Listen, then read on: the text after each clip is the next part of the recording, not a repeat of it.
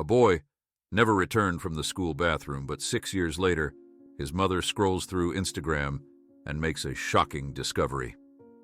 Before we continue, don't forget to subscribe to the channel, like the video, and comment where in the world you're watching from. Let's go. Jessica Miller stared at the framed photograph of Ethan on her living room side table, her fingers absently tracing the edge of the frame. The image of her son's crooked smile, frozen at 11 years old, was both a comfort and a reminder of the void in her life. 6 years had passed since that October day, yet the ache remained as fresh as if it were yesterday. The clock on the wall reminded her it was time for her weekly therapy session with Dr. Maxwell. Another hour of gentle suggestions that perhaps it was time to move forward. She placed the frame back on the table, positioning it at the exact angle where the morning light would catch it best.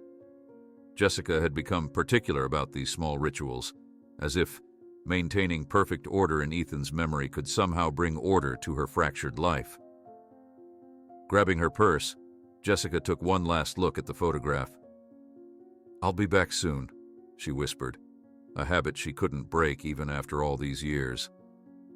The drive to Dr. Maxwell's office was familiar enough that Jessica barely registered the changing traffic lights or the construction detour that added 5 minutes to her journey. Her mind was already preparing for the conversation ahead, rehearsing the same assurances she always gave. Yes, she was sleeping better. Yes, she had considered joining that support group. No, she hadn't gotten rid of any of Ethan's things yet. Dr. Maxwell's office maintained its usual calming atmosphere, soft lighting, muted colors, and the persistent scent of lavender that was supposed to promote tranquility. Jessica settled into her usual spot on the leather sofa, crossing her ankles and folding her hands in her lap. "How are you doing this week, Jessica?" Dr. Maxwell asked, her voice gentle as she adjusted her glasses. "The same," Jessica replied, offering the rehearsed smile that never reached her eyes. Dr. Maxwell nodded, her gaze both compassionate and evaluative. "I've been thinking about what we discussed last time, about creating some space for healing." Jessica tensed, knowing where this was heading. "It's been 6 years now," Dr. Maxwell continued carefully. "Have you given any more thought to perhaps beginning to put some of Ethan's things away? Not discarding them, of course, but maybe moving them from their current places? His room has remained exactly the same since he disappeared." Jessica swallowed hard, her fingers instinctively tightening around her purse strap. "I'm not ready for that. The room has become something of a shrine, Jessica. I worry that keeping everything frozen in time is preventing you from processing your grief and moving forward." "Moving forward sounds like giving up," Jessica said, the words coming out sharper than she intended. Dr. Maxwell leaned forward slightly. "It's not giving up on Ethan to give yourself permission to continue living." The session continued with this delicate dance, Dr. Maxwell gently pushing, Jessica politely resisting. By the end, Jessica had agreed to think about making some small changes to Ethan's room, a concession she made primarily to end the conversation. Later that evening, Jessica sat on her couch with a glass of wine she wouldn't finish, scrolling through Instagram on her phone. She had started following photography accounts and travel bloggers in an attempt to fill her feed with something other than families and children, something that wouldn't trigger the hollow ache that never quite left her chest. A recommended video appeared in her feed. A teenage boy with tousled brown hair playing guitar in what looked like a community center. Jessica's finger hovered over the screen, about to scroll past, when something made her pause. There was something about the way the boy tilted his head as he concentrated, the way his fingers moved across the strings with natural confidence.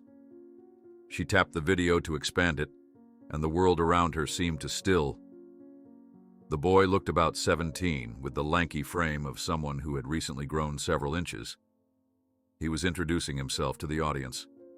"Hey, I'm Jake Wilson, and this is a song I wrote called Echoes." But Jessica wasn't listening to his words. She was staring at his face, at the shape of his eyes, the curve of his smile, the small dimple that appeared in his left cheek when he grinned. Features she had memorized from another face. "Ethan," she whispered, her hand trembling so violently that she nearly dropped the phone. It couldn't be. It was impossible. Yet her entire body recognized him instantly, with a certainty that bypassed all logic. The wine glass slipped from her other hand, spilling red across the carpet, but Jessica didn't notice. She tapped frantically on the username that had posted the video, finding herself on the page for a community arts center 2 hours away. They had tagged Jake Wilson in several other posts. With shaking fingers, Jessica navigated to his profile. It was set to public, filled with photos of a normal teenage life. Jake with friends at school events, Jake playing guitar, Jake hiking with what appeared to be his parents. Jessica zoomed in on one photo showing a middle-aged couple with their arms around Jake, captioned, "Mom and Dad proud of my first solo performance. Robert and Catherine Wilson," according to the tags. Jessica felt dizzy, her breathing shallow and rapid. She forced herself to slow down, to think methodically. She opened another browser and searched for information about the Wilsons. Robert Wilson worked in law enforcement. Catherine was a social worker. They had moved to Oak Ridge approximately 6 years ago. 6 years ago. The same time Ethan disappeared. Jessica set the phone down and pressed her palms against her, eyes trying to organize her thoughts. It could be a coincidence. A boy who looked remarkably similar to what Ethan might look like now. Her mind could be playing tricks, seeing what she desperately wanted to see. But her heart knew differently. Jessica stood abruptly and walked down the hallway to Ethan's bedroom. She hesitated at the door, as she always did before turning the knob. The room remained exactly as it had been that last morning, the bed made with its dinosaur comforter, the bookshelf lined with his rock collection, the Avengers poster above his desk. Dust had settled on surfaces despite her regular cleaning, giving everything a slightly gauzy appearance, like a photograph beginning to fade. She moved to his dresser and opened the top drawer, removing a photo album she kept there. Flipping through the pages, Jessica found what she was looking for, Ethan's last school photo taken just weeks before he vanished. She held it up, then pulled up Jake Wilson's Instagram profile on her phone. The resemblance was undeniable. The eye shape, the bone structure, the crooked smile. If she aged Ethan's features forward 6 years, accounting for adolescent growth and changes, the result would be Jake Wilson. A memory flashed through Jessica's mind, the day of the disappearance, the school calling to say Ethan hadn't shown up for his afternoon classes, the frantic search of the building, the police finding only his blue school sweater hanging in the bathroom stall, his backpack still at his desk, no other traces. Jessica's hands trembled as she reached for her phone and dialed a number she rarely called anymore, but still knew by heart.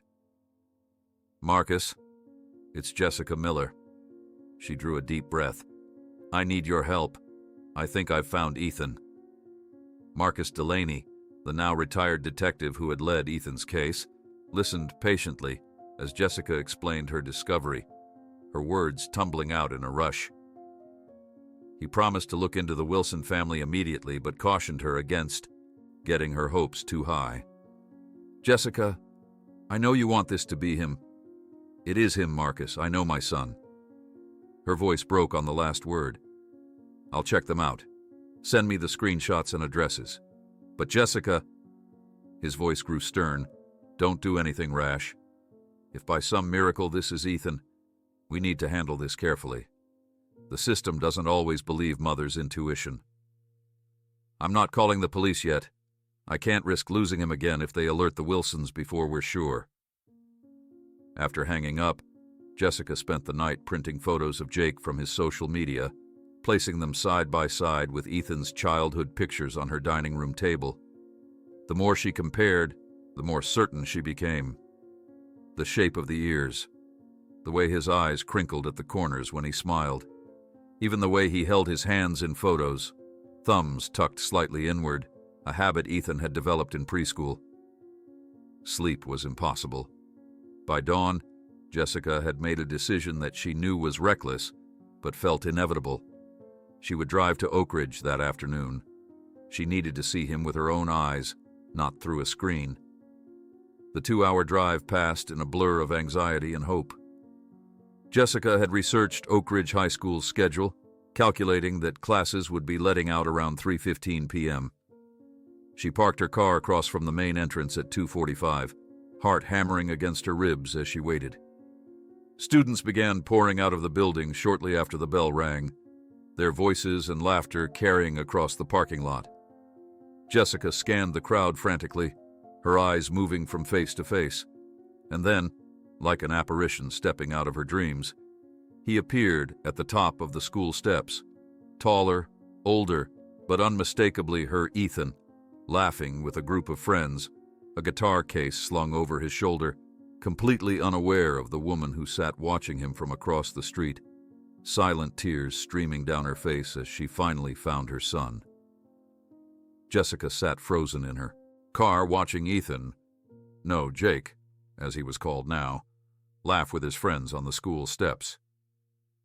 She had expected to feel elation upon finding him, but instead, a complex storm of emotions raged within her: relief, disbelief, and a surprising touch of fear. What if she was mistaken? What if he didn't remember her? What if he rejected her? Her hands trembled on the steering wheel as she watched him adjust the guitar case on his shoulder. He was talking animatedly to a taller boy with red hair, gesturing with his free hand, in a way that was so achingly familiar, it made Jessica's chest tighten. It was the same way he used to describe his elaborate Lego constructions, his whole body involved in the storytelling. The group of teenagers began moving away from the school, heading down the main street that ran through the small town. Without allowing herself to reconsider, Jessica started her car and pulled away from the curb, following at a cautious distance. She needed to see more to be sure, to perhaps hear his voice. The spring afternoon was pleasantly warm, and the teenagers moved unhurriedly, stopping occasionally to chat with others or look at store windows. Jessica trailed them, parking briefly when they paused, moving forward when they continued, all while maintaining enough distance not to be noticed. She felt like a spy in a movie, except the stakes were infinitely higher than any fiction. After about 15 minutes, the group turned into a local diner, Annie's, according to the vintage neon sign above the entrance.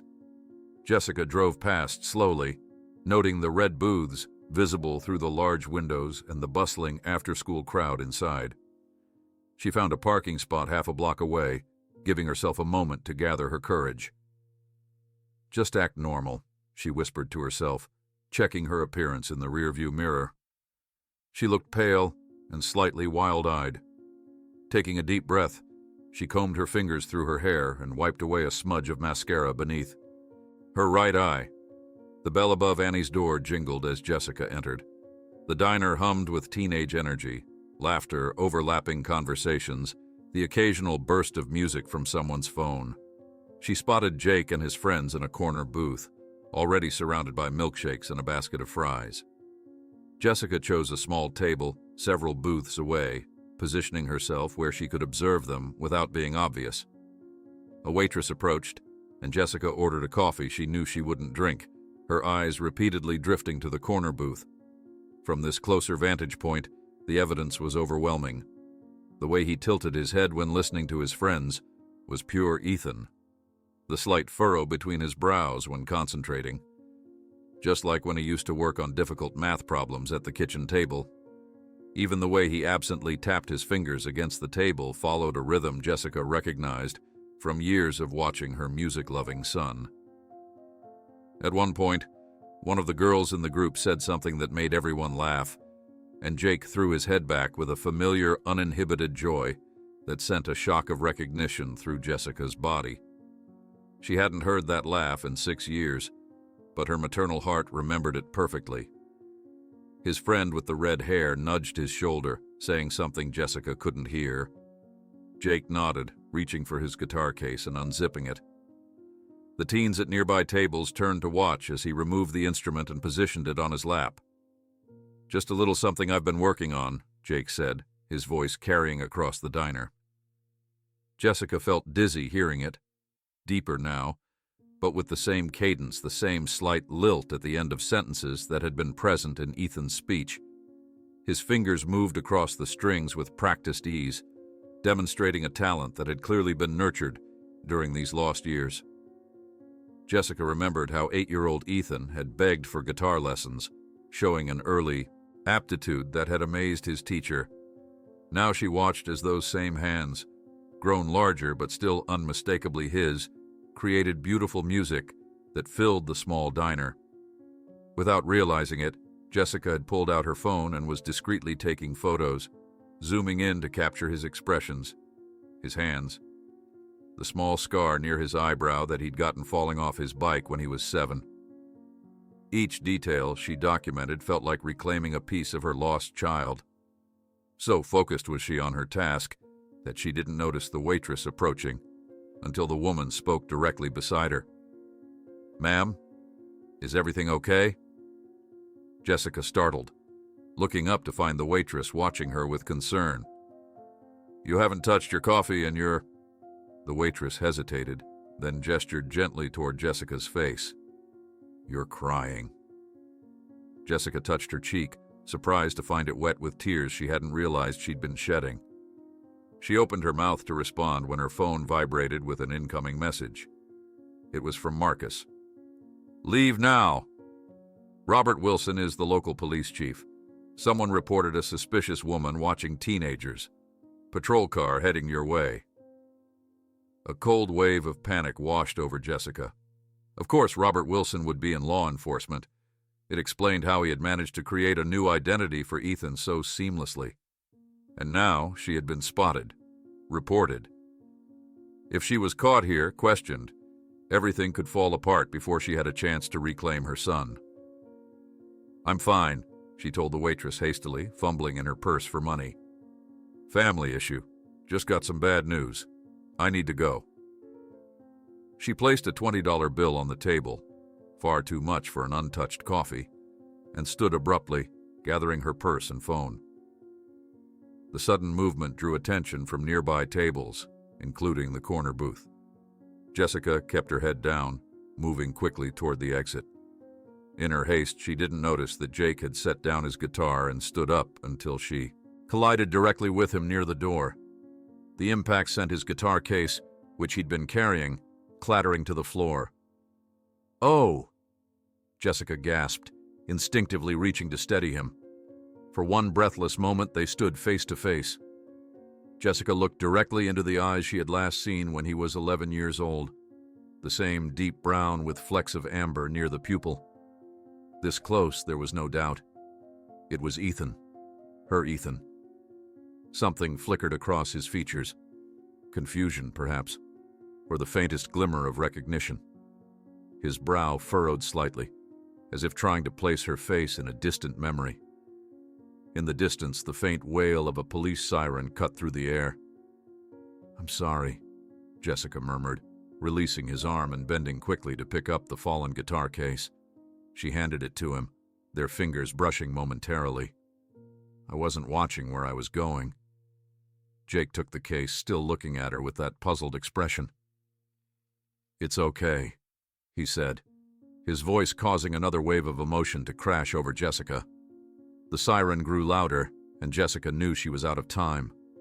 With a last lingering look at her son's face, she pushed through the door and hurried down the sidewalk toward her car. Her hands shook so badly, she could barely get the key into the ignition. The police cruiser appeared at the end of the street just as she pulled away from the curb, driving in the opposite direction. In her rearview mirror, she saw Jake standing outside the diner, watching her car disappear. Jessica drove for 10 minutes before she felt safe enough to pull over into the parking lot of a small park. She cut the engine, and then, finally alone, allowed the full force of her emotions to overwhelm her. Sobs racked her body as she pressed her forehead against the steering wheel. She had found him. After 6 long, empty years, she had found her son. He was alive, healthy, seemingly happy, and he had looked at her, not with the blank stare of a stranger, but with something else, something that gave her hope. When the storm of tears subsided, Jessica straightened up and wiped her face. She would need to be more careful moving forward. Robert Wilson was not just some random adoptive parent. He was the chief of police in this town. She was at a dangerous disadvantage. Her phone rang, Marcus calling. She answered immediately. "I got out in time," she said before he could speak. "But Marcus, it's him. I was closer to him. I heard his voice. I saw his face. It's Ethan, I'm sure of it." "Jessica, you need to come back home. We need to be strategic about this." "I can't leave now that I've found him," she interrupted. "I just can't." "At least move to a different location. Don't go back to that diner or anywhere near the school for now." Jessica agreed, promising to check into a hotel under a different name while they figured out their next steps. As she ended the call and prepared to drive away, she couldn't stop thinking about that moment when their eyes had met. While Jessica accelerated away from the small town, heart hammering against her chest, a single certainty burned in her mind. For a brief second, there had been something in his eyes. A spark, a connection that no stranger would have shown. That brief connection in Jake's eyes haunted Jessica as she drove away from Oak Ridge, her hands still trembling on the steering wheel. Finding a modest motel on the outskirts of town, she checked in under her maiden name and collapsed onto the bed in room 114, the events of the day finally catching up with her. Jessica spread the printed photos she'd taken across the faded floral bedspread, arranging them beside the childhood pictures of Ethan she always carried in her purse. The evidence was overwhelming. The shape of the ears, the distinctive way his right eyebrow arched slightly higher than the left, the small chickenpox scar near his hairline that most people wouldn't notice. All these details matched perfectly. This wasn't just wishful thinking or a grieving mother's desperate imagination. This was her son. A sharp knock at the door made Jessica jump. She quickly gathered the photos, shoving them under the pillow before cautiously approaching the door. "Jessica, it's me," came Marcus's familiar voice.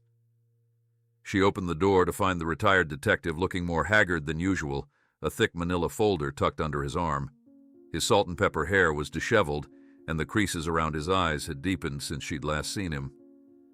"You shouldn't have come here yourself," he said, stepping into the room and closing the door firmly behind him. "It was reckless." "I had to see him," Jessica replied, pulling the photos from beneath the pillow and spreading them out again. "Look, Marcus. Look at his face." Marcus sighed heavily but examined the images, his practiced detective's eye taking in the details Jessica had already cataloged. "The resemblance is striking," he admitted. "But Jessica, I've discovered some troubling information about the Wilsons." He opened the folder and laid out several printed documents. "Robert Wilson isn't just a police officer, he's the chief of police in Oak Ridge. He's been with the department for 20 years, highly respected in the community. And Catherine Wilson," he slid another paper forward, "she works for the county's Department of Child Services." Jessica stared at the documents, her mind racing. How can they have such spotless records if they kidnapped my son? "That's just it," Marcus said, pulling out another document. "According to everything I've found, they didn't kidnap him. They adopted Jake legally through proper channels 6 years ago." "That's impossible." Jessica's voice rose sharply. "Ethan wasn't put up for adoption. He was taken." Marcus held up a hand, urging her to lower her voice. "According to these records, Jake Wilson was found in a children's shelter in Riverside County, nearly 300 miles from where Ethan disappeared. He was apparently traumatized, with limited verbal responses and no clear memory of his past or identity." Jessica sank onto the edge of the bed, trying to process this information. So someone took him, traumatized him so badly he couldn't remember who he was, and then abandoned him hundreds of miles away. And then these people just happened to adopt him? The Wilsons were on an approved adoptive parents list for several years. "All the paperwork checks out," Marcus said, his tone gentle but firm. From a legal standpoint, their adoption of Jake is completely legitimate. Jessica stood up abruptly, pacing the small room. I don't care what the paperwork says. That's my son. I recognized him instantly, and there was something in his eyes when we bumped into each other. He recognized me too, on some level. Marcus watched her with concern. Jessica, we need to be extremely careful here. Robert Wilson has the entire local police department at his disposal. If he suspects you're trying to interfere with his family, he can make things very difficult for you. And given your past... He hesitated. Given my past what? Jessica challenged, though she knew exactly what he meant. The psychiatric hold after Ethan disappeared, the times you've thought you spotted him before. The system doesn't always take maternal intuition seriously, especially when there's a documented history of grief-induced delusions, Jessica finished bitterly. This is different. I never felt certainty like this before. Marcus nodded slowly. I believe you, Jessica, but we need evidence that will hold up legally. And we need to move carefully. According to my source at the county courthouse, you have maybe 48 hours before your presence in town raises official flags. Robert Wilson may not have recognized you today, but if someone runs your license plate or if the waitress remembers your face... Jessica sat back down, forcing herself to think strategically. So, what's our plan? I'm working on getting access to Jake's adoption records, looking for inconsistencies, Marcus explained. If we can prove that he is Ethan, we can petition for a DNA test. But we need more than just a mother's recognition to convince a judge. Jessica stared at the photos spread across the bed, her mind racing. An idea began to form, risky, perhaps even foolish, but she couldn't wait for legal channels to slowly grind forward while her son lived just miles away. The community center, she said suddenly, pointing to one of the photos showing Jake with his guitar. He teaches music there. I could volunteer, get close to him without raising suspicions. Marcus's expression darkened. Jessica, that's exactly the kind of reckless approach that could backfire. If Robert Wilson discovers who you are... I'll use my real name, Jessica interrupted. If they're as innocent as their records suggest, they won't recognize it. To them, I'll just be a new volunteer. It gives me a chance to observe Jake up close, maybe even speak with him. Marcus ran a hand over his face, clearly frustrated. And if they do recognize your name?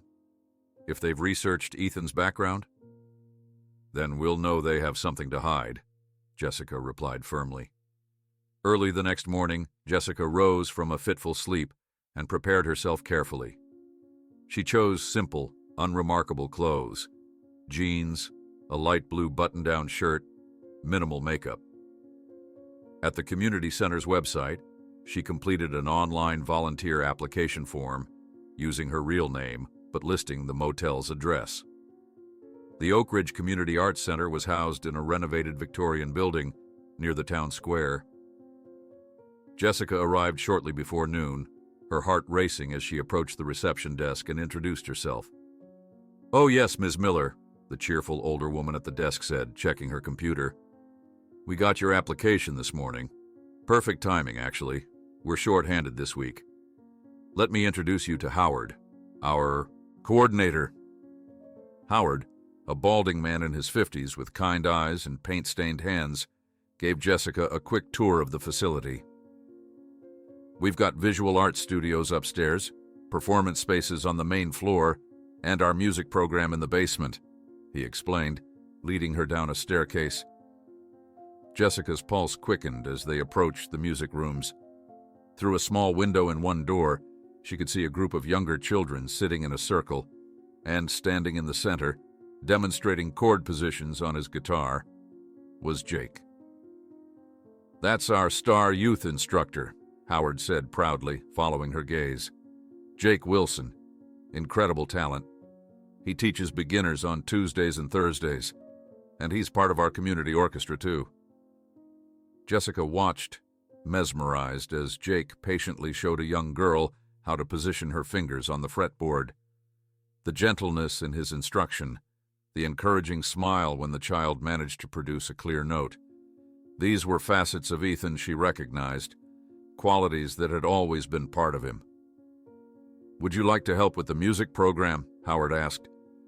"We could use someone to organize sheet music, help set up for lessons, that sort of thing." "Yes," Jessica replied, perhaps too eagerly. "I mean, I have some musical background. I'd be happy to help there." Howard smiled. "Great. Let's get your volunteer badge printed, and you can start today if you'd like. The Tuesday classes are always busy." An hour later, Jessica found herself sorting through donated music books in a small storage room adjacent to the main music classroom. Through the partially open door, she could hear Jake's voice as he worked with the children, occasionally demonstrating a simple melody that made the young students giggle with delight. When the class ended, Howard asked Jessica to help organize the room for the next session. Her heart hammered in her chest as she entered the classroom where Jake was cleaning the whiteboard, his back to her. "Jake, this is Ms. Miller, our new volunteer," Howard said. "She'll be helping with the music program." Jake turned, and Jessica forced herself to breathe normally as those familiar brown eyes met hers. There was no recognition in them this time, just polite interest. "Nice to meet you," he said, extending his hand. Jessica took it, fighting to keep her voice steady. "You too. That was a great lesson. You have a way with the younger kids." Jake's face lit up with a smile that pierced Jessica's heart.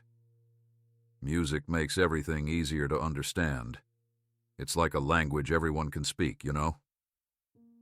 Before their conversation could continue, Howard reappeared. "Jake, can you help set up the orchestral chairs in the main room? The strings section is coming in 15 minutes. As Jake gathered his guitar and notebook, Jessica's phone buzzed with a text from Marcus. "Be careful. Running background checks on Wilson's now.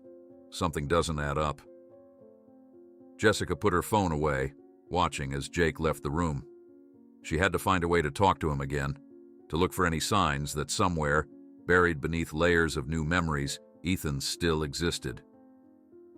The afternoon passed in a blur of activity as Jessica found ways to position herself near Jake's teaching areas, observing his interactions and mannerisms.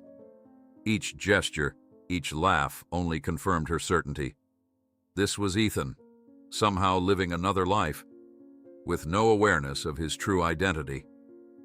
As Jessica was organizing sheet music later that afternoon, she caught fragments of a conversation from the hallway, Howard's voice speaking to someone in hushed tones.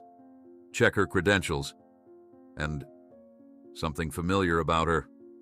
Jessica froze, her hands stilling on the sheet music as Howard's hushed words drifted from the hallway. Someone was asking questions about her. Had Catherine Wilson already identified her? Moving closer to the partially open door, she strained to hear more, but the voices had moved further down the corridor. Heart racing, she quickly finished organizing the music sheets, determined to make the most of whatever time she had left at the center before her identity was discovered.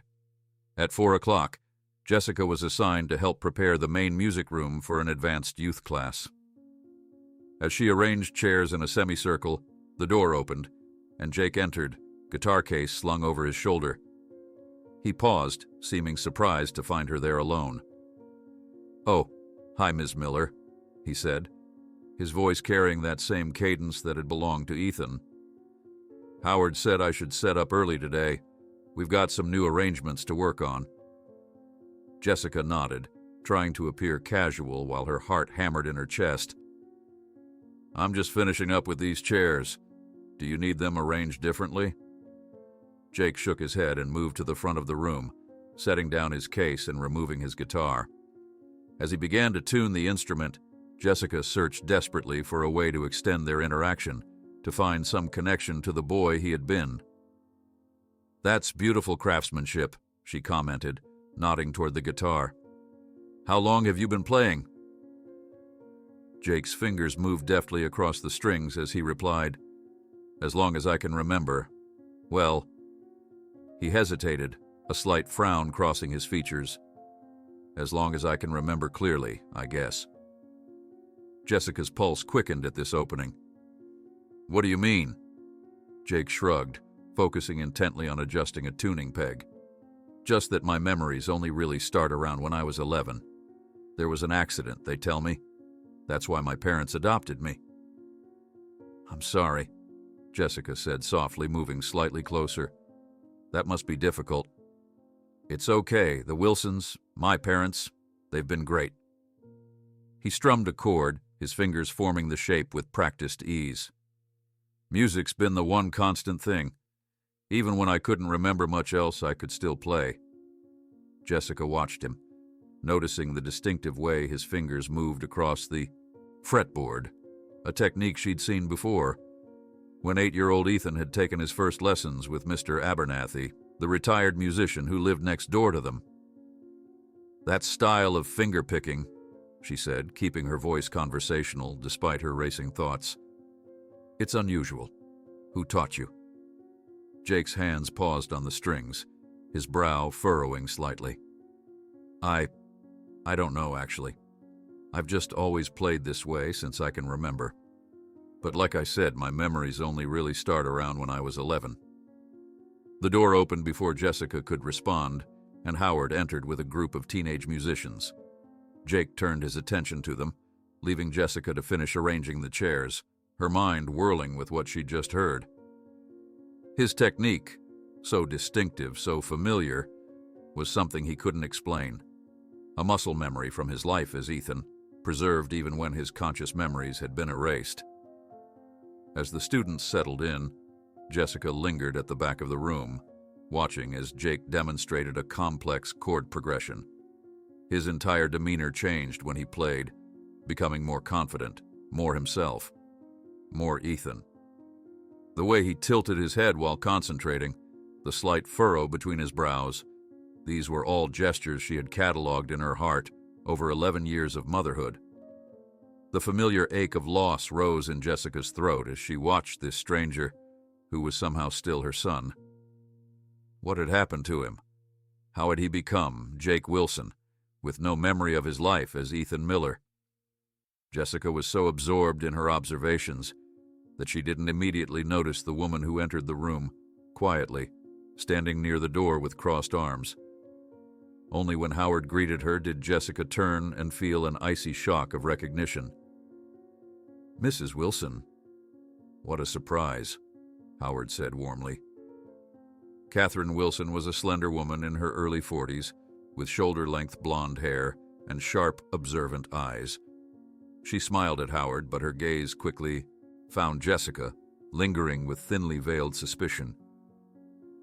"I finished at the office early and thought I'd pick Jake up myself today," she explained, her eyes never leaving Jessica. "Howard, I don't believe I know your new volunteer." Howard made the introductions and Jessica extended her hand, fighting to keep it steady. "Jessica Miller. I just started today." Catherine's handshake was brief and cool. "Miller. That name sounds familiar somehow." Jessica's heart seemed to stop for a beat before she managed a casual shrug. "It's a common name." Catherine's eyes narrowed slightly, but she nodded. "I suppose it is." "Jake," she called, interrupting the music session. "We need to head home early today. Your father wants us back for dinner." Jake looked up, surprise and a touch of disappointment crossing his features. "But Mom, we just started the new arrangement." "Now, Jake," Catherine said firmly, "pack up your things." The teenagers grumbled at the interruption, but Jake dutifully began putting away his guitar. As he approached his mother, Jessica noticed Catherine placing a protective hand on his shoulder, steering him slightly away from where Jessica stood. "Nice to meet you, Ms. Miller," Catherine said, her tone pleasant but her eyes cold. "Jake, let's go." As they left the room, Jessica caught Jake glancing back at her with a puzzled expression, as if trying to place her in some forgotten context. The look was gone in an instant, as Catherine urged him forward, but it left Jessica breathless with hope.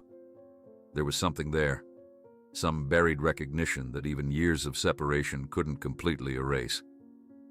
Howard approached Jessica with an apologetic smile. "Sorry about that. Catherine can be a bit protective. She's wonderful, though, one of our most dedicated supporters."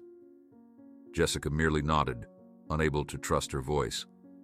The encounter had left her shaken, convinced that Catherine Wilson had sensed something amiss. How long before she connected the dots and realized who Jessica really was? Later that evening, Jessica sat in her motel room with Marcus, recounting the day's events in hushed tones despite being alone. "She recognized your name," Marcus said grimly. "It's only a matter of time before she looks into your background." "But why would she, unless she already knows something?" Jessica countered. "If they honestly believe Jake is their legally adopted son, my name shouldn't mean anything to them." Marcus sighed heavily. "Unless they've researched his background themselves. Any responsible parent might look into the history of a traumatized child they've adopted." Jessica paced the small room, energy coursing through her despite her exhaustion. "He remembers playing guitar, Marcus. The technique he uses, it's exactly how Mr. Abernathy taught him when he was 8. And he admitted his memories only start at 11, exactly when Ethan disappeared." "It's circumstantial," Marcus warned. "We need something concrete before we can approach authorities." As darkness fell, Jessica made a decision that she knew was dangerous, but felt necessary. "I need to see how they interact with him at home. There might be something there, some clue about what really happened." Marcus's objections were immediate and vehement, but Jessica was resolute. By 9:30 p.m., she had parked several blocks from the Wilson residence and approached on foot, staying in the shadows of the tree-lined street. The Wilson home was a handsome 2-story colonial with warm light spilling from several windows. Moving cautiously through the neighboring yards, Jessica made her way to the back of the house where a large kitchen window offered a clear view inside. The scene that greeted her was painfully domestic. Jake sat at the kitchen table with his homework spread before him, Robert Wilson in a chair nearby reviewing what appeared to be police reports, while Catherine moved around the kitchen cleaning up after dinner. They looked like any normal family, a father, mother, and teenage son sharing a quiet evening at home. Jessica watched, heart constricting, as Jake said something that made Robert laugh. It was Ethan's sense of humor she saw there, the quick wit that had always been beyond his years. For a moment, the scene was so achingly normal, so seemingly genuine, that Jessica wondered if she had made a terrible mistake. Could the Wilsons truly be innocent adoptive parents who had given a traumatized child a loving home? But then Catherine left the room to answer a phone call, and Jessica noticed an immediate shift in Robert Wilson's demeanor. His smile faded, replaced by a stern expression as he leaned closer to Jake, speaking in what appeared to be low, urgent tones. Jake's posture changed instantly, his shoulders hunching slightly, his eyes lowering to the table. There was unmistakable fear in his body language, a submissiveness that had never been part of Ethan's nature. Jessica moved closer to the window, straining to hear what was being said, when a beam of light suddenly cut through the darkness. "Hey, who's there?" called a deep voice, and Jessica turned to see a security guard with a flashlight approaching from the side of the house. Heart pounding, Jessica turned and fled across the yard, heading for the neighbor's hedge. The guard shouted again, his footsteps quickening behind her. Jessica pushed through the hedge, scratching her arms on the branches, and ran across another yard toward the street. She had almost reached the sidewalk when a police cruiser turned the corner, its headlights illuminating her frozen figure. The vehicle stopped abruptly, and Robert Wilson himself stepped out, his hand moving to the gun at his hip. "Don't move," he commanded, his voice carrying the full authority of his position. "You're trespassing on private property." As Jessica stood paralyzed in the beam of the cruiser's headlights, she glanced back at the Wilson house. There, in the upstairs window, stood Jake, watching the scene, unfold with wide, troubled eyes, a silent witness to the capture of a woman he didn't know was his mother. Jessica stood frozen in the harsh glare of the cruiser's headlights, her heart hammering against her ribs. Robert Wilson's commanding presence left no room for escape as he approached, hand resting on his holstered weapon. The security guard who had spotted her now emerged from the side yard, flashlight beam dancing across her face. "Hands where I can see them," Robert ordered, his voice carrying the weight of years of authority. Jessica complied immediately, raising her trembling hands to shoulder height. In her peripheral vision, she could still see Jake's silhouette in the upstairs window, watching the scene unfold with wide eyes. Robert moved closer, recognition not yet registering on his face in the darkness. "Turn around slowly and place your hands against the vehicle." As Jessica turned, a neighborhood dog began barking frantically, followed by lights flicking on in nearby houses.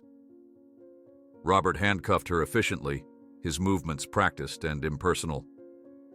"You're under arrest for trespassing. You have the right to remain silent." While he continued reciting her rights, Jessica kept her head down, desperately hoping he wouldn't recognize her from earlier at the community center. The handcuffs bit into her wrists as Robert guided her into the back of the cruiser. Through the window, she caught a final glimpse of the Wilson house, where Catherine now stood beside Jake in the upstairs window, her arm wrapped protectively around his shoulders. The short drive to the Oak Ridge police station passed in a blur of panic and regret. Jessica had known the risk she was taking, but Marcus's warnings echoed painfully in her mind now. What if her reckless action had cost her any chance of reclaiming Ethan? What if Robert Wilson recognized her and realized who she was? At the station, Robert led her through processing with brisk efficiency. Jessica provided the same, false identity she'd used at the motel, praying it would hold until Marcus could help her. The small-town police station was quiet at this hour, with only a few officers on duty, all of whom deferred to Robert with obvious respect. "Care to explain what you were doing in my backyard at 10 o'clock at night?" Robert asked once they were seated in an interrogation room, his tone conversational but his eyes sharp and assessing. "I got lost," Jessica replied, the lie sounding weak even to her own ears. "I'm new in town, just visiting. I was taking a walk and got turned around in the neighborhood." Robert's expression made it clear he didn't believe her. "Most lost tourists don't end up peering through windows in residential backyards, Ms. Davis." He used the false surname Jessica had provided, studying her reaction closely. "I saw the lights and was going to ask for directions," Jessica attempted, knowing how feeble the excuse sounded. Robert leaned back in his chair, crossing his arms. "We'll hold you overnight on trespassing charges. In the morning, the judge can decide whether to pursue this further." As he stood to leave, Robert paused, his expression shifting subtly. "You look familiar. Have we met before?" Jessica's mouth went dry, but she managed to shake her head. "I don't think so. I've only been in town for a day." He studied her for another long moment before nodding and exiting the room, leaving Jessica alone with her mounting fear. In the holding cell, Jessica sat on the thin mattress, her back against the cold concrete wall. She had been permitted one phone call, which she'd used to contact Marcus. His response had been a mixture of frustration and resigned determination. "I'll be there first thing in the morning. Don't say anything else to anyone, especially Wilson." Sleep was impossible in the harsh fluorescent lighting and uncomfortable surroundings. Instead, Jessica replayed the scene she had witnessed at the Wilson house. The way Robert's demeanor had changed when Catherine left the room, the fear that had flashed across Jake's face. These weren't the dynamics of a healthy family relationship. Something was wrong in that seemingly perfect household, something that might explain why Jake had no memories of being Ethan. The night stretched endlessly, punctuated only by the occasional sounds of the station, phones ringing distantly, officers changing shifts, the constant hum of the ventilation system. By dawn, Jessica's eyes burned with fatigue, but her resolve remained unshaken. Somehow she would find a way to reach Jake and unlock the memories buried inside him. Around 7 in the morning, an officer brought her a paper cup of coffee and a packaged breakfast sandwich. "Chief wants to see you again before the arraignment," he informed her, not unkindly. 20 minutes later, Jessica again sat across from Robert Wilson in the interrogation room. He looked fresh and rested, his uniform crisp, his expression unreadable. "Your story isn't checking out, Ms. Davis," he began without preamble. "The motel has you registered under a different name, and the address on your ID doesn't exist." Jessica's stomach dropped, but she remained silent, remembering Marcus's advice. Robert placed a folder on the table between them. "We also received a report from the community center yesterday about a new volunteer who seemed unusually interested in one of their teenage instructors." He paused, watching her carefully. "My son, as it happens." The directness of the accusation caught Jessica off guard. She fought to keep her expression neutral, but Robert clearly saw something in her reaction. "Why are you watching my son, Ms. Davis? Or should I call you by your real name?" Before Jessica could respond, the door opened and a young officer leaned in. "Sir, there's someone here about the trespassing case. Says he's her lawyer." Robert frowned. "I'll be right there." He stood, fixing Jessica with a penetrating stare. This conversation isn't over. Alone again, Jessica pressed her palms against her eyes, trying to think clearly despite her exhaustion and fear. Robert was connecting the dots faster than she had anticipated. If he discovered her real identity, he might disappear with Jake before she could prove the truth. 10 minutes later, the door opened again, and Marcus entered with a balding man in a rumpled suit who introduced himself as Alan Donovan, attorney at law. Robert Wilson followed them in, his posture rigid with suspicion. "My client will be released immediately," Donovan stated, placing his briefcase on the table with authority. "You've held her overnight on a minor trespassing charge without proper identification or verification of the complaint." Robert's jaw tightened. "Your client was caught trespassing on private property, my property, and has provided false identification." "A misunderstanding at most," Donovan countered smoothly. "Unless you're pressing formal charges requiring an arraignment, she's free to go with a citation." The legal maneuvering continued for several minutes, with Donovan consistently outflanking Robert's attempts to keep Jessica detained. Finally, with obvious reluctance, Robert signed the release forms, fixing Jessica with a warning look. "Stay away from my property and my family, Ms. Davis, or whatever your name is. Next time, the charges won't be so minor." Outside the station, Jessica breathed in the fresh morning air with relief.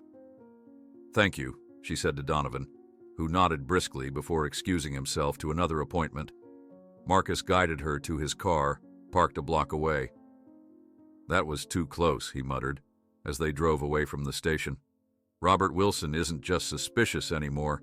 He's actively investigating you." "I know," Jessica conceded, her voice heavy with fatigue. "But Marcus, what I saw last night, there's something wrong in that house. The way Robert spoke to Jake when they were alone, the fear in Jake's eyes, it wasn't normal." Marcus shook his head. "It still doesn't prove he's Ethan, or that the Wilsons did anything illegal. The adoption records I found are legitimate, Jessica. They really did adopt a traumatized boy with amnesia 6 years ago." Back at the motel, Jessica showered quickly, washing away the grime of the holding cell. As she was dressing, Marcus knocked on her door, his expression grim. "We have another problem," he said as she let him in. "My contact at the courthouse says there's unusual activity with the Wilsons' calendar. Robert Wilson has suddenly taken 3 weeks of leave, effective immediately, and Jake's school has received notification that he'll be absent due to family emergency." "They're running," Jessica gasped, panic rising in her chest. "They know something's wrong and they're planning to disappear with him." Marcus nodded grimly. "My source overheard a secretary discussing travel arrangements. A neighbor mentioned the Wilsons are taking a sudden vacation." Jessica's mind raced frantically. If the Wilsons left town with Jake, she might never find him again. 6 years had been unbearable. The thought of losing him a second time was unimaginable. "We need to get a court order for a DNA test right away," she insisted, "before they can leave." "I'm already working on it," Marcus assured her. "But without hard evidence linking Jake to Ethan, no judge will issue an order compelling a minor to undergo testing against his parents' wishes." Jessica paced the small room, desperate for a solution. Then, a risky idea formed in her mind. "I need to contact Jake directly. Warn him, tell him the truth, make him question what the Wilsons have told him." "Jessica, that's incredibly dangerous." "I don't have a choice, Marcus. They're about to disappear with my son." After several heated minutes of argument, Marcus reluctantly helped Jessica obtain Jake's cell phone number from a contact at the community center, under the pretense of discussing future music programs. Jessica sat on the edge of the bed, staring at the number on her phone screen, composing and deleting draft messages. Finally, she typed, "This will sound crazy, but I believe you are my son, Ethan, who disappeared 6 years ago. You have a birthmark shaped like a half moon on your back, below your right shoulder." Her finger hovered over the send button. This message could destroy any chance she had if it backfired, if Jake showed it to the Wilsons immediately. But without this risk, she might lose him forever. Jessica pressed send, then sat motionless, watching the phone as if it might explode. Minutes passed, stretching into an hour with no response. She began to despair, convinced she had made a terrible mistake. Then, just as she was about to give up hope, the phone vibrated with an incoming message. Jessica's hands trembled so badly she nearly dropped the device as she opened the text. "How do you know about my birthmark?" Jessica stared at the message on her phone screen, her heart hammering against her ribs. The simple question, "How do you know about my birthmark?" confirmed what she had known in her soul all along. Jake Wilson was her Ethan. Her fingers trembled as she quickly typed a response. "Because I'm your mother, your real mother. The birthmark appeared when you were 3 days old. The doctor said it would fade, but it never did." She watched the screen, breath held as the typing indicator appeared and disappeared several times. Jake was struggling with how to respond. Finally, another message arrived. "This is crazy. My parents said someone might try to contact me. They said you're mentally ill." Jessica's stomach clenched. The Wilsons had prepared for this possibility, had already painted her as unstable. She typed carefully, knowing each word could either bring her son back or push him away forever. "I understand why you'd believe that. But ask yourself, how would I know about a birthmark under your clothes if I were just a random stranger? I know other things too. Things only a mother would know." No response came for several excruciating minutes. Jessica paced the small motel room, Marcus watching her with concern from his seat by the window. Finally, her phone buzzed again. "I need to think. Don't contact me again tonight." It wasn't a rejection. Jessica clung to that thought as she showed the exchange to Marcus, whose expression remained grave.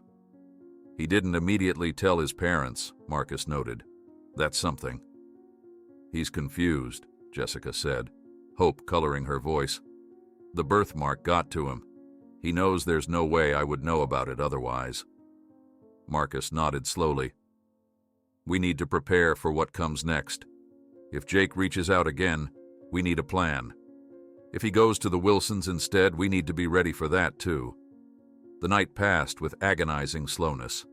Jessica dozed fitfully, her phone clutched in her hand, jerking awake at every small sound. By dawn, there was still no further message from Jake.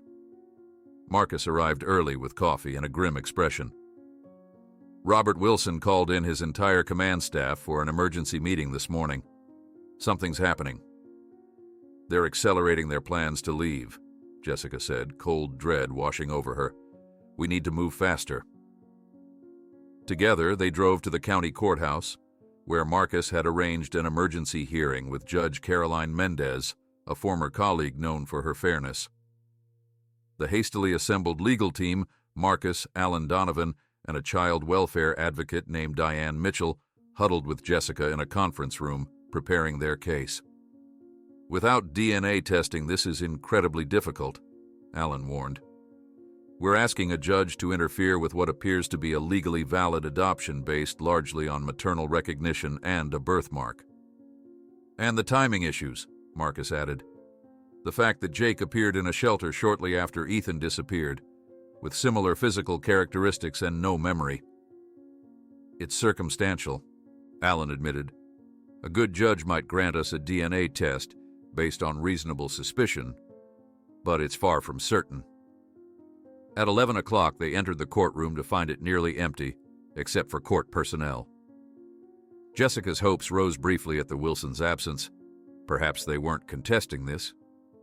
But then the doors opened, and Robert Wilson strode in, followed by a sharp-dressed woman Jessica recognized as Patricia Hawkins, the district attorney. Judge Mendez, a stern-faced woman in her 60s, surveyed the room with practiced neutrality. This is an unusual hearing, Mr. Donovan. You're requesting an emergency DNA test for a minor without parental consent based on a suspected abduction from 6 years ago. Yes, Your Honor, Alan began. We have reason to believe that Jacob Wilson is actually Ethan Miller, who disappeared from Westlake Elementary School in October 6 years ago.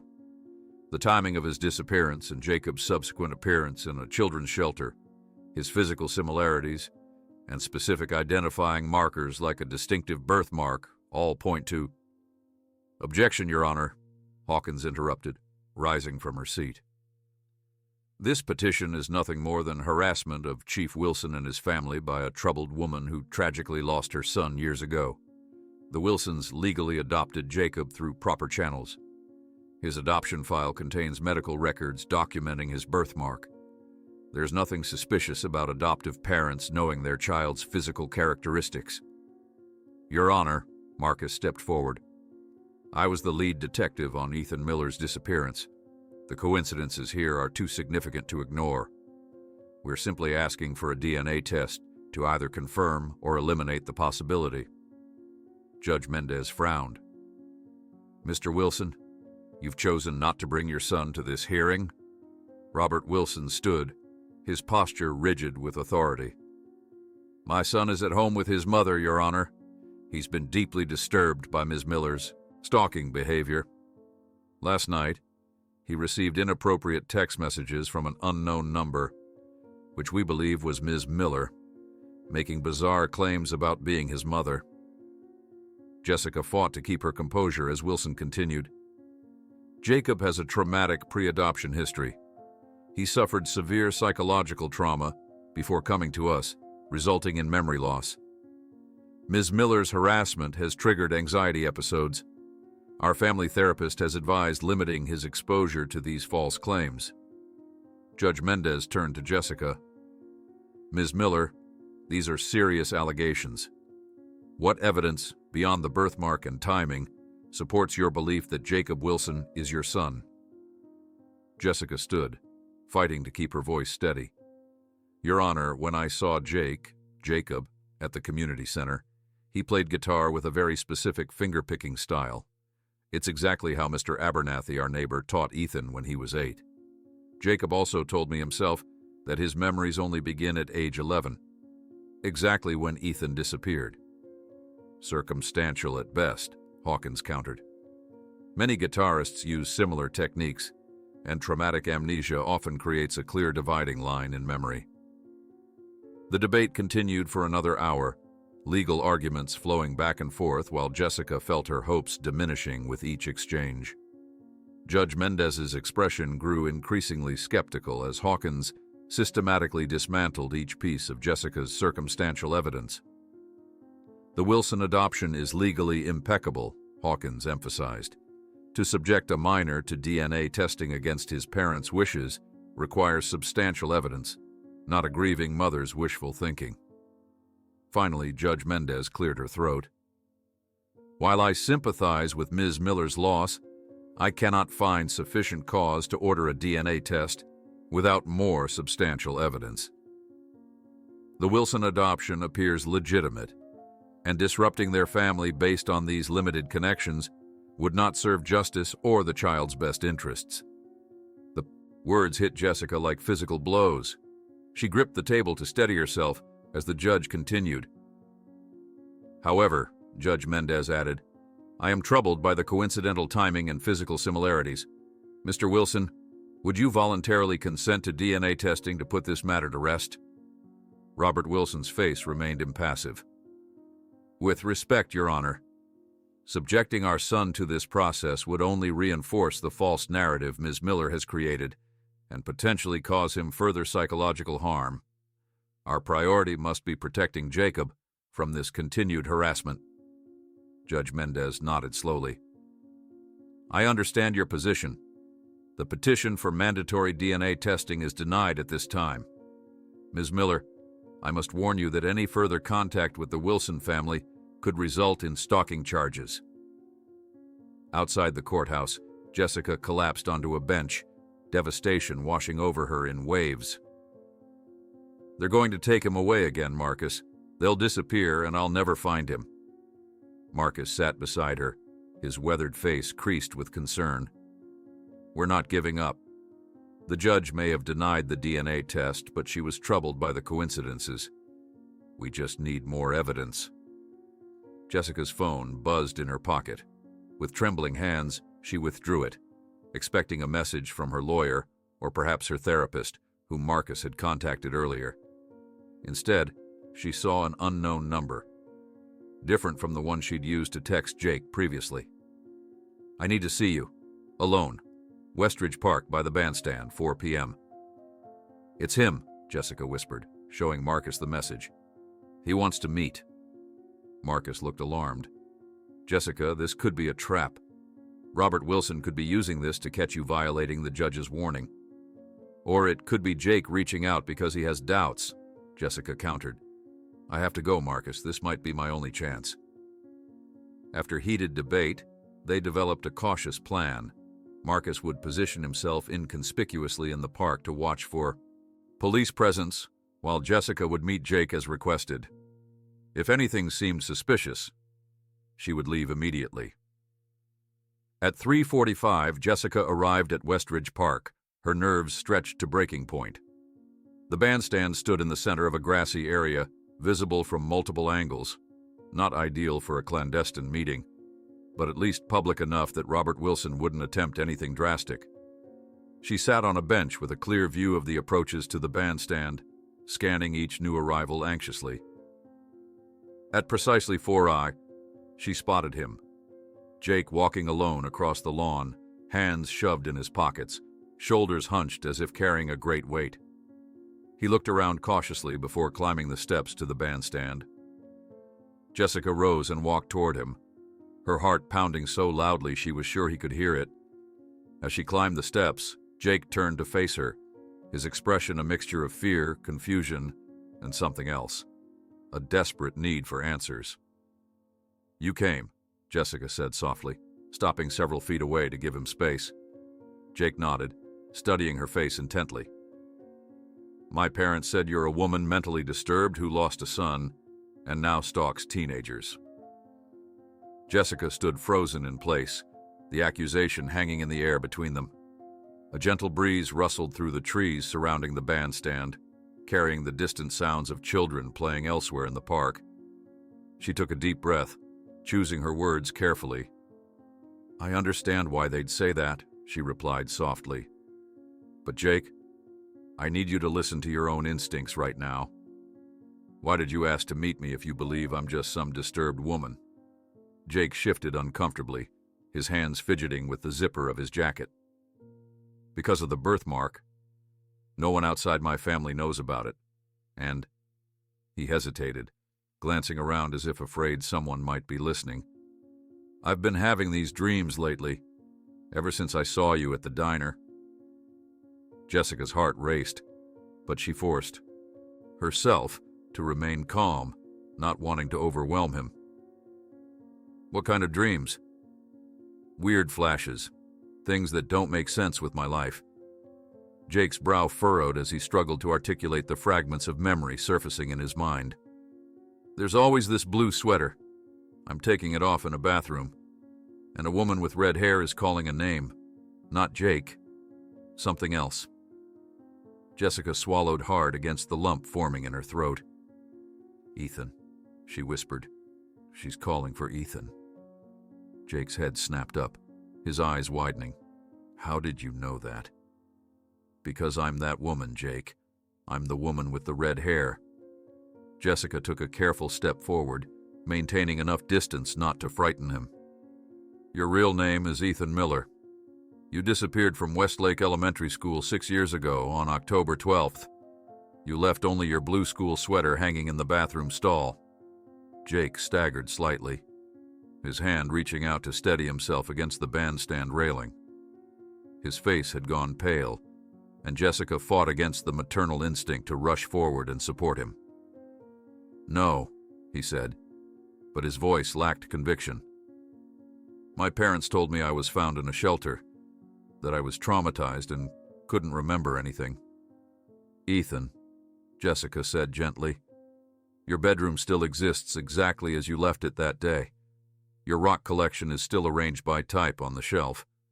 Your Avengers poster is still above your desk, slightly crooked, because you insisted on hanging it yourself. The stuffed dinosaur you pretended you'd outgrown but still kept on your bed, Rex, you called him, is still sitting there waiting for you. With each detail, Jake's breathing grew more ragged. He pressed a hand to his temple as if in pain. How do you know all this? How could you possibly know these things? Because I'm your mother, Jessica said simply. I held you the day you were born. I bandaged your knee when you fell off your first bike. I helped you practice spelling words every Thursday night before your Friday tests. I sang Yellow Submarine to you every night before bed until you were 9 and told me you were too old for lullabies. Jake's legs seemed to give out, and he sank down onto the wooden floor of the bandstand. Jessica cautiously moved closer, sitting beside him but still giving him space. It doesn't make sense, he muttered, his voice shaking. If I'm this Ethan person, how did I become Jake? Why don't I remember you? Why would the Wilsons... He couldn't finish the question. I don't have all the answers, Jessica admitted. But I know what I know. You are my son. Something happened 6 years ago, something that took you away from me and somehow placed you in that shelter with no memories. Jake raised his gaze to hers, studying her face with intense concentration. Your eyes, he said suddenly. In my dreams, the woman with red hair has your eyes. Jessica felt tears threatening but forced them back. This moment was too important to cloud with her emotion. What else do you remember from before the shelter, Jake? Even the smallest detail might help us understand what happened. Jake closed his eyes, concentrating. There's a house, not the Wilsons' house.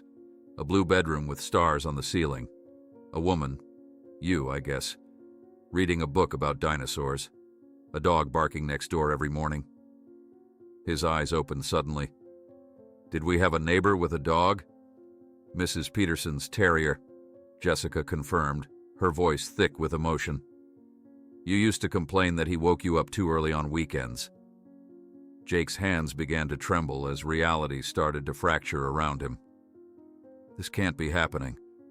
The Wilsons, they've been my parents for 6 years. They've loved me, taken care of me. I don't doubt they've cared for you, Jessica said carefully. But Jake, Ethan, I never stopped looking for you. Not for one day. In the distance, Jessica noticed Marcus making his way casually around the perimeter of the park, keeping watch. They didn't have much time before the Wilsons would notice Jake's absence. I know this is overwhelming, Jessica continued, but I need you to think hard about the Wilsons. Have there been things that didn't quite make sense? Moments when they seemed overly concerned about your past or memories? Jake frowned, thinking. Robert, Dad, he gets really tense whenever I mention anything from before, anything about my dreams or flashes of memory. He says it's better not to dwell on the traumatic past. And sometimes, when Mom thinks I'm not looking, she watches me with this worried expression, like she's afraid of something. And the way Robert speaks to you when Catherine isn't around, Jessica prompted gently. Is it different? Jake's eyes widened slightly. How did you know that? I saw you through the window last night, Jessica admitted. I saw how your body language changed when he spoke to you alone. Jake looked down at his hands. He's stricter when it's just us. Says I need to be careful about what I say to people, that I shouldn't talk about certain things. His voice dropped to a whisper. Sometimes he says if I don't follow the rules, I could be taken away again. That I wouldn't like where I'd end up. Jessica's blood ran cold at the manipulation and implicit threat, but she kept her expression neutral. Jake, I know this is a lot to process, but I believe there's a reason your memories are starting to return now. Seeing me has triggered something in you, something your mind has been hiding to protect itself.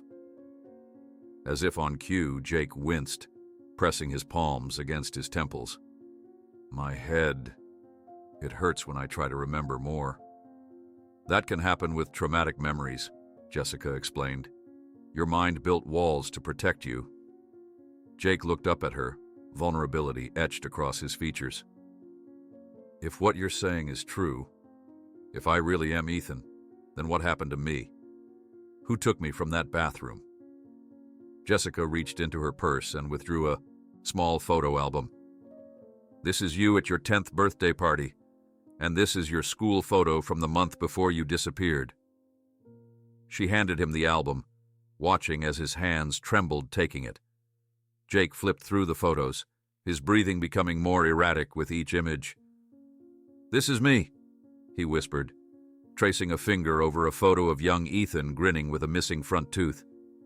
I remember this tooth falling out. I put it under my pillow and found $5 the next morning. You were so excited, Jessica said, smiling through unshed tears. You said the tooth fairy must have given you a bonus for how clean you kept it. The moment of connection was shattered by the sudden wail of approaching sirens. Jake's head snapped up, panic flashing across his face. They must know I'm gone. Robert must have tracked my phone. Jessica looked toward Marcus, who was now signaling urgently from the edge of the park. Multiple police cruisers were pulling into the parking area. Jake, listen to me, Jessica said urgently. Whatever happens next, remember what we talked about. Remember who you are. Your real name is Ethan Miller. You were born on April 17th. Your favorite color is green. You're allergic to strawberries. Hold on to these truths. Jake stood shakily, looking torn between fleeing and staying. I don't know what to believe anymore. Trust the memories that are returning, Jessica said, also rising. They're real, even if they're painful. They're who you truly are. The police were now entering the park, Robert Wilson leading the charge, his face a mask of fury. Catherine followed closely behind, her expression a mixture of fear and determination. Jake! Robert shouted, striding across the grass. Get away from that woman now! Jake looked from Robert to Jessica, confusion and conflict written across his features. But before he could move in either direction, he suddenly cried out in pain, his hands clutching his head as he fell to his knees. The memories, he gasped, his face contorted in agony. They're coming back. Jessica dropped to her knees beside him, instinctively reaching out. Ethan, get away from my son, Robert bellowed, now running toward the bandstand, several officers following behind him. Jake's eyes rolled back as his body began to tremble. I remember the bathroom, he whispered hoarsely. The blue sweater, a woman, not you, saying there was an emergency. Before Jake could say more, Robert reached the bandstand, roughly pulling Jessica away as other officers surrounded the convulsing teenager. Catherine rushed to Jake's side, cradling his head. "He needs an ambulance," she screamed.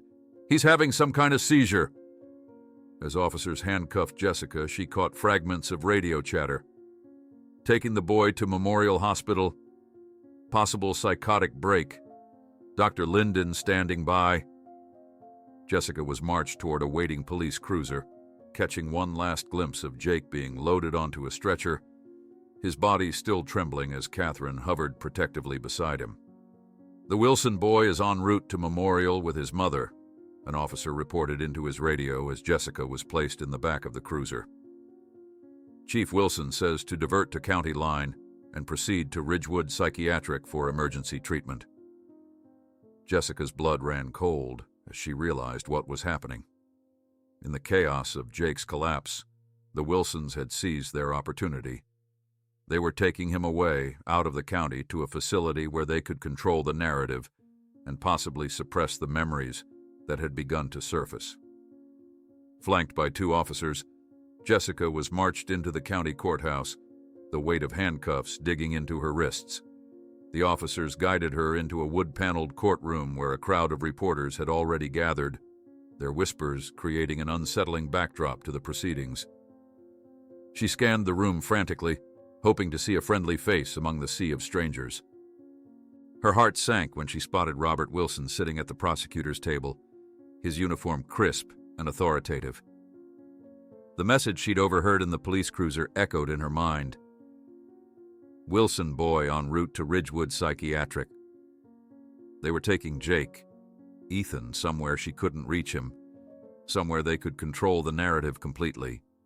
Judge Mendez, the same judge who had denied her petition earlier, looked at Jessica with a mixture of disappointment and wariness as she was brought before the bench. The charges were read aloud. Criminal harassment, violation of a court order, contributing to the delinquency of a minor. "Your Honor," the prosecutor began, "Ms. Miller's obsession with Chief Wilson's son has escalated to dangerous levels. Today, she lured the minor to a secluded meeting where she filled his head with delusional claims, triggering what doctors are calling a psychotic break. Chief Wilson's son is currently being transported to a specialized facility for emergency psychiatric intervention." Jessica opened her mouth to protest, but her court-appointed attorney placed a restraining hand on her arm. The young lawyer looked overwhelmed and unprepared, clearly intimidated by facing the district attorney in such a high-profile case. "Your Honor," the attorney began hesitantly, "my client believes she was acting in the best interest of—" The courtroom doors burst open, interrupting the proceedings. Marcus strode down the center aisle, flanked by a professional-looking woman in a tailored suit and a smaller, nervous woman who seemed to shrink beneath the gaze of the spectators. "Your Honor," Marcus announced firmly, "I apologize for the interruption, but we have critical evidence that changes everything about this case." Judge Mendez frowned.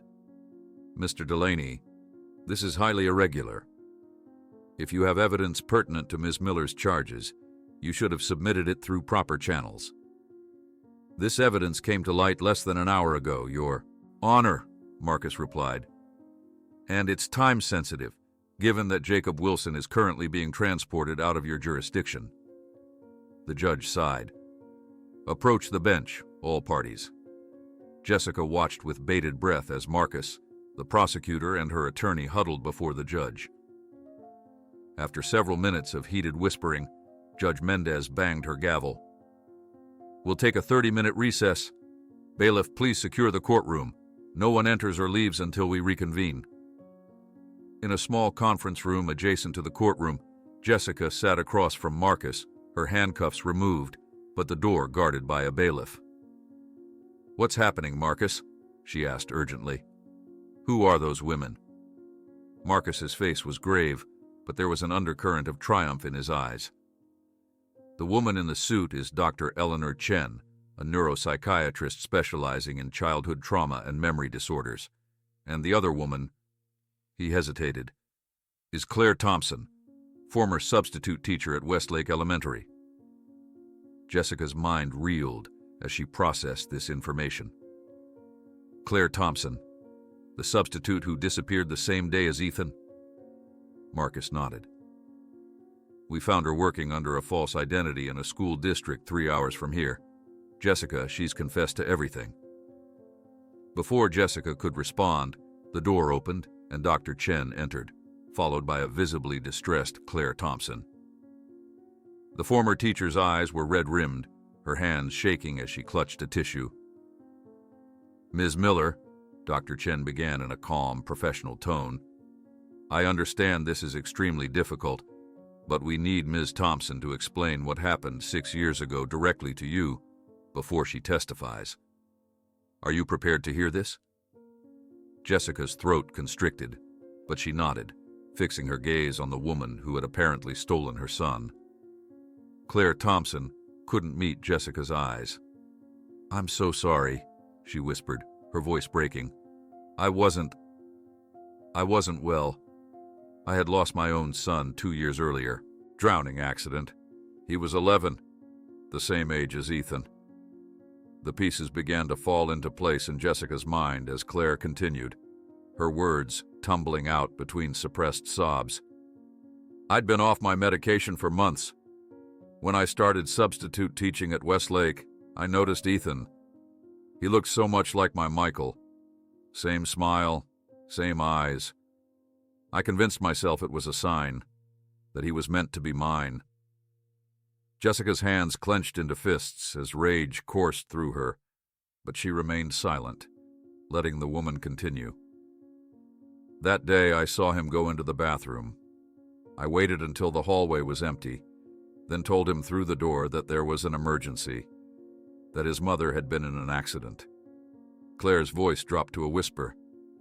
He left his sweater hanging there and came with me without question. Where did you take him? Jessica managed to ask, her voice tight with controlled fury. A vacation rental outside of town. I had rented it weeks before, planning. I kept him sedated, told him you had died in the accident, that I was his aunt, taking care of him now. Claire twisted the tissue in her hands. After a few weeks, the delusion started to break down. I realized what I'd done, but I couldn't face it. I couldn't go back, so I drove him to a shelter hundreds of miles away, left him there heavily medicated. I told them I'd found him wandering, that he seemed confused, couldn't remember his name. Dr. Chen took over, her tone clinical but compassionate. The combination of psychological trauma and the inappropriate medication Claire administered likely caused Ethan's dissociative amnesia. The shelter placed him in the system as an unidentified child. Given his trauma-induced silence and lack of identification, he was eventually cleared for adoption. Jessica's mind was reeling. And the Wilsons? Marcus spoke up. They were legitimate adoptive parents on a waiting list. Their adoption of Jake was legal from their perspective, but his expression hardened. Robert Wilson's background in law enforcement meant he had access to resources most adoptive parents don't. He could have, should have, investigated more thoroughly when a traumatized boy with no history suddenly appeared in the system.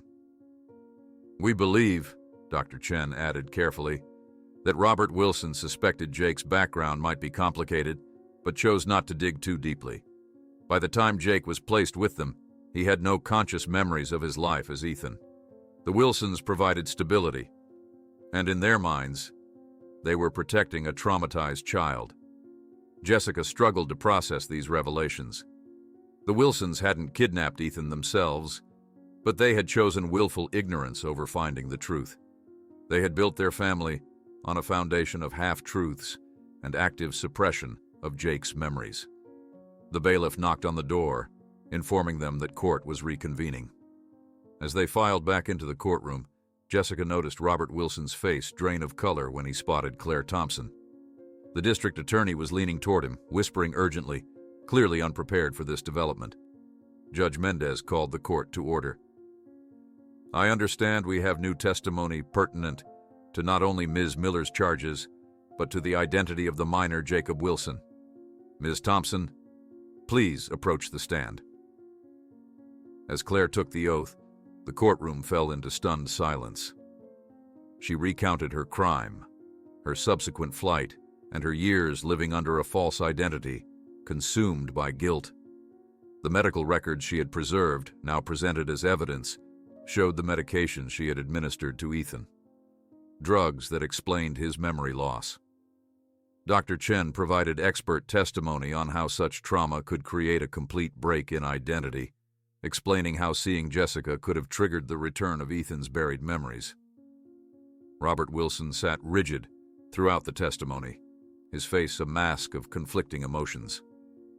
When called to respond, he admitted, in a hollow voice, that he had harbored suspicions about Jake's background, but had convinced himself that pursuing the truth would only harm a child who had already suffered enough.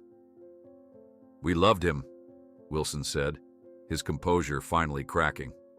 "Whatever mistakes we made, we loved him as our son." Judge Mendez's ruling was swift and unequivocal.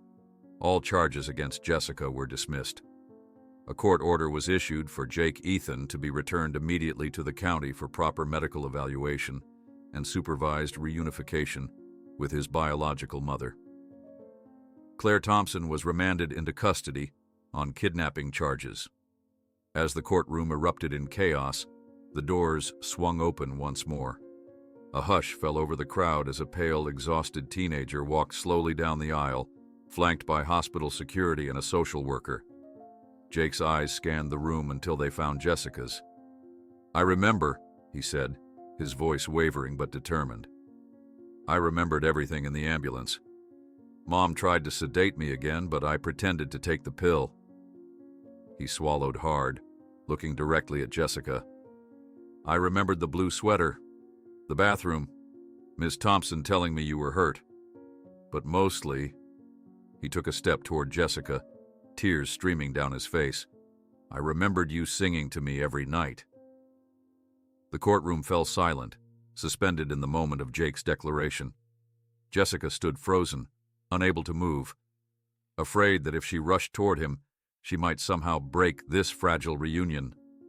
The boy, who had been raised as Jake Wilson, but was born as Ethan Miller, took another hesitant step forward, his face a storm of emotions, recognition, confusion, grief, and something like homecoming. "Ethan," Jessica whispered, her voice barely audible in the hushed courtroom. Judge Mendez, sensing the gravity of the moment, spoke softly to the bailiff. "Clear the courtroom except for immediate parties and counsel. Give them some privacy." As reporters and spectators were ushered out, Jessica and Ethan remained standing several feet apart, studying each other across a gulf of 6 lost years. Robert Wilson sat slumped at the prosecutor's table, Catherine nowhere to be seen. She had apparently fled when she realized Jake had escaped from their custody. "May I?" Jessica asked, extending her arms slightly, giving Ethan the choice. He nodded, his eyes never leaving her face as he stepped into her embrace. The moment his head rested against her shoulder, a dam broke within him. His body shook with sobs. Not the quiet tears of a teenager trying to maintain composure, but the raw, abandoned crying of the 11-year-old boy who had thought his mother was dead, who had built a new identity to survive the unimaginable. Jessica held him, her own tears falling silently into his hair, feeling the changes in him. He was taller, his shoulders broader, but underneath it all, she could still feel the son she had lost. They stayed that way for minutes that stretched like hours, while the few remaining people in the courtroom averted their eyes from this intensely private reunion. Finally, Ethan pulled back slightly, wiping his eyes with the back of his hand in a gesture so achingly familiar to Jessica that it nearly undid her again. "I don't understand all of it yet," he said, his voice catching. "It's like 2 different movies playing in my head at the same time." Dr. Chen approached them carefully. "That's a normal response to recovering dissociated memories, Ethan. Your mind is trying to integrate 2 separate identities and narratives." Ethan nodded, his eyes darting nervously to where Robert Wilson sat, head in his hands. What happens now? Judge Mendez answered, her judicial formality softened by compassion. Legally, you are Ethan Miller, returned to your rightful family. But we recognize that you've lived as Jake Wilson for 6 years. This transition must be handled with care and professional support. I don't want to go back to the hospital, Ethan said quickly, tension visible in his shoulders. They were going to sedate me, make me forget again. No more hospitals for now, Judge Mendez assured him. Dr. Chen has recommended a specialized psychologist who works with reunited families and identity issues. You'll need regular sessions, but you can go home with your mother today. The word home hung in the air between them. For Jessica, it meant the house where Ethan's room had waited empty for 6 years. For Ethan, home had become tangled between two different realities. What about the Wilsons? Ethan asked, his voice smaller now. I know what they did was wrong, but... He trailed off, unable to articulate the complex emotions toward the people who had been his parents for 6 years. Robert Wilson looked up at this, his face aged a decade in the past hour. I'm so sorry, Jake. Ethan, he said, stumbling over the name. We should have asked more questions when we adopted you. Part of me suspected something wasn't right, but I convinced myself that giving you a stable home was more important than digging into a past that seemed to cause you pain. Jessica felt a surge of anger at this admission, but forced herself to remain calm for Ethan's sake. Her son was watching this exchange with evident distress, torn between his life as Jake and his emerging memories as Ethan. Where's Catherine? Ethan asked, looking around the courtroom. Marcus, who had been speaking with court officials near the door, approached. She left the hospital when you did. The police are looking for her now. Ethan's brow furrowed. She was trying to protect me in her way. She honestly thought Jessica, my mom, was some crazy woman stalking me. He turned to Jessica with apologetic eyes. That's what they told me over and over. In the following hour, arrangements were made for Ethan's transition. Dr. Chen would coordinate with a trauma specialist named Dr. Levinson, who would begin working with Ethan the following day. Robert Wilson was temporarily released pending further investigation into how much he had known about Ethan's true identity. A social worker would conduct home visits to ensure Ethan's adjustment was proceeding safely. As they prepared to leave the courthouse, Ethan suddenly turned to Jessica. My stuff, Jake's stuff, it's all at the Wilson house. My guitar, my journals, my clothes. Jessica felt a stab of pain at this reminder of the life he had lived without her, but nodded. We can get those things tomorrow with an officer present. The drive home was quiet, filled with a strange mixture of joy and awkwardness. Jessica kept glancing at the passenger seat, still hardly believing that her son was really there. Ethan gazed out the window, occasionally pointing out landmarks he recognized from his emerging memories. That park, he said suddenly as they passed a playground. You used to take me there on Saturdays. There was an ice cream truck that played that annoying song. Jessica smiled through tears. You always wanted the rocket popsicle with the gumball nose. Ethan nodded, a small smile forming. And you always said it would turn my tongue blue. The smile faded as quickly as it had appeared. It's weird. I remember that so clearly now, but yesterday I wouldn't have known that park existed. When they arrived at Jessica's house, their house, Ethan sat in the car for a long moment, staring at the blue 2-story colonial. It looks both familiar and strange, he admitted, like a place I visited in a dream. Inside, Jessica watched nervously as Ethan moved through the living room, touching objects, his expression shifting between recognition and confusion. When they reached the staircase, he paused, looking up. My room is at the end of the hall, right? Blue door? Jessica nodded, her throat tight. It's still there, just as you left it. I mean, I cleaned it and everything, but all your things are still there. Ethan climbed the stairs slowly, each step seeming to bring back another fragment of memory. At the blue door, he hesitated, his hand on the knob. Jessica waited behind him, giving him space to process this moment at his own pace. When he finally pushed the door open, the contrast between the boy who had left this room and the teenager who returned to it was stark.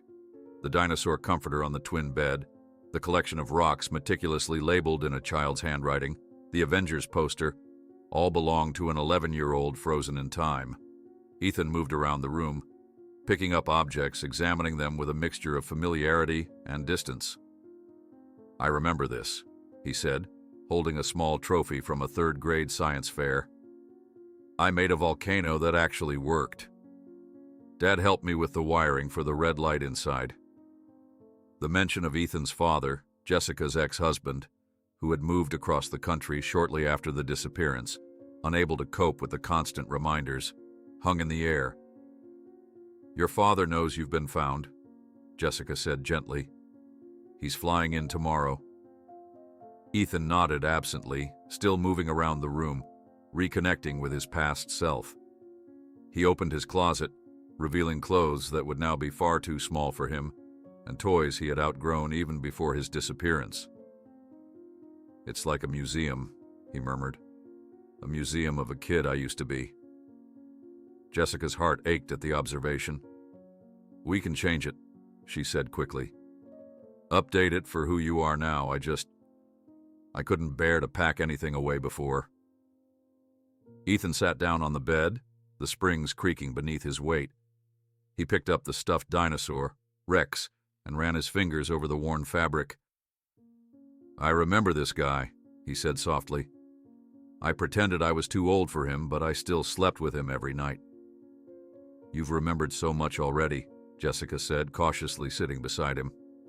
"Dr. Chen said it's remarkable how quickly your memories are returning."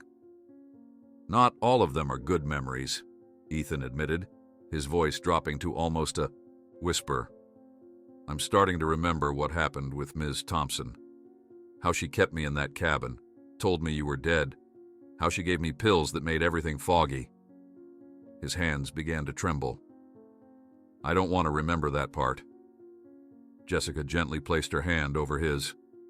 "We'll work through it together with Dr. Levinson's help. You don't have to face those memories alone anymore." They sat in silence for a while, the weight of 6 years hanging between them. Finally, Ethan spoke, his voice small but clear. "I don't know who I am anymore," he confessed, looking up at Jessica with eyes that seemed both younger and older than his 17 years. "Am I Ethan Miller who plays baseball and collects rocks? Or am I Jake Wilson who plays guitar and wants to study music in college? Which one is real?" "Maybe both are real," Jessica suggested carefully. "Maybe you don't have to choose between Ethan and Jake. Maybe you can be someone new who carries parts of both." That night, after a quiet dinner where Jessica prepared spaghetti, a dish that both Ethan and Jake had loved, they sat in the living room, the awkwardness of new roommates who shared a profound connection, but were essentially strangers to each other's daily lives. "Would you play something?" Jessica asked, nodding toward the guitar they had temporarily borrowed from Marcus, who played occasionally as a hobby. "I've never heard you play, not really." Ethan hesitated, but then reached for the instrument, positioning it comfortably against his body. As his fingers moved across the strings, Jessica watched the transformation. His posture relaxed, his expression cleared, and for a moment he seemed at peace with himself. The music flowed from him naturally, a bridge between his past and present. When he finished, Jessica wiped away a tear. "That was beautiful. You have an amazing gift." "It's the one thing that's always felt right," Ethan admitted. "Even when I couldn't remember anything else, music made sense to me." As they prepared for their first night under the same roof in 6 years, Jessica showed Ethan where everything was: towels, toothpaste, an old t-shirt of her brother's that might fit him to sleep in. The domestic details seemed both trivial and monumental in the context of their reunion. Standing in the doorway of his childhood bedroom, now ready for sleep, Ethan looked at Jessica with troubled eyes. "How can I be two people at the same time?" he asked, the question hanging in the night air between them. Jessica stood in the doorway of Ethan's room, watching as her son struggled with the question that would define his recovery: how to reconcile his two distinct identities. She moved to sit beside him on the bed, where decades ago she had rocked him as an infant. "When I was pregnant with you," she said softly, "your father and I argued for months about what to name you. He wanted to call you after his grandfather, James. I wanted to name you after mine, Ethan. We couldn't agree until the day you were born." Ethan looked up, curiosity momentarily displacing his distress. "What happened?" "When the nurse placed you in my arms, you looked up with these wide, serious eyes, and your father said, 'He looks like an Ethan.' Just like that, the argument was over." Jessica smiled at the memory. "Names are important, but they don't define us completely. Maybe you don't need to choose between Ethan and Jake. Maybe both are parts of who you are now." The words hung between them, a tentative bridge across the chasm of their years apart. Ethan nodded slowly, his fingers absently tracing patterns on the dinosaur comforter. "Get some sleep," Jessica said, rising. "Tomorrow will be another big day." "Mom?" The word, spoken tentatively, stopped her at the doorway. Ethan hadn't called her that since his return, and hearing it now sent a wave of emotion through her. I know I'm too old, but could you leave the hall light on?" Jessica nodded, fighting back tears. "Of course. Good night, sweetheart." "Good night," he replied, his voice carrying echoes of both the child she had lost and the young man who had returned. The following weeks unfolded in a careful dance of adjustment and healing. Dr. Levinson, a specialist in childhood trauma and identity disorders, began intensive therapy sessions with Ethan, sometimes including Jessica, and occasionally even Robert Wilson, whose legal situation remained in flux pending investigation. Catherine Wilson had eventually been found staying with relatives 2 states away. Faced with the overwhelming evidence of Ethan's true identity, she had agreed to supervise visitations, though these remained tense and emotionally fraught for everyone involved. 3 months after Ethan's return, Jessica stood in the hallway outside his bedroom, paint samples in hand. The room had remained unchanged for years as a shrine to her missing son, but it was time for it to grow with him. "What do you think?" she asked as Ethan looked up from his guitar. "The navy blue would be more mature, but the slate gray might work better with your posters." Ethan set his guitar aside and took the paint chips, considering them. "Maybe the gray," he said, "and I was thinking we could get a desk that would fit both my computer and a space for my music." "Of course," Jessica nodded, making a mental note.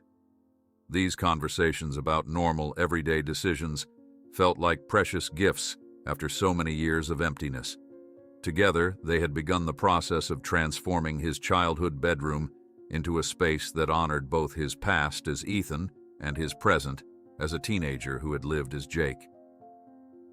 The rock collection remained on the shelves, now joined by music awards Jake had won. The Avengers poster had been carefully preserved and framed, hanging alongside newer posters of bands Ethan had discovered during his years with the Wilsons. That evening, as they worked together painting the walls, Ethan's father, James, called on video chat. Unlike Jessica, who had never moved on from Ethan's disappearance, James had remarried and started a new family in Seattle. His visits since Ethan's return had been brief and awkward, filled with good intentions, but undercut by years of separation. "The room looks great," James said, his face slightly pixelated on the tablet screen. "How are the guitar lessons going? Your stepmom found a music camp up here you might like next summer." Jessica winced internally at the casual mention of Ethan's stepmom, a woman he had met only twice, but she kept her expression neutral for Ethan's sake.